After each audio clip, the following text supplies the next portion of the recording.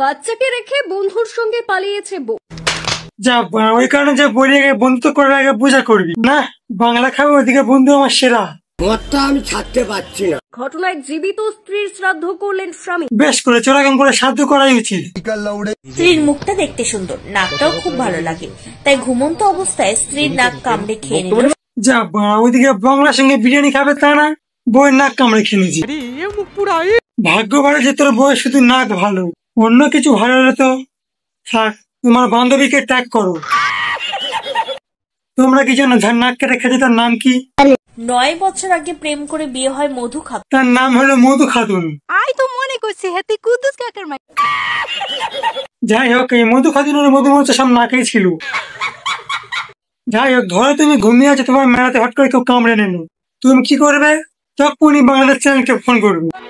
ওখানে তো সারা বছর কোনো কাজ নেই, এখানে ওখানে গিয়ে ফট করে আলু পটলকে। এখন ভারত পাকিস্তানের যুদ্ধ চলতেছে অনেকদিন পরে, তার মধ্যে অনেক ভারতীয় আমার মতো অনেক খুব খুশি, ঠিক কিনা? যাই হোক, এখন পাকিস্তান গিয়ে থাপ্পড় দিচ্ছে ভারত।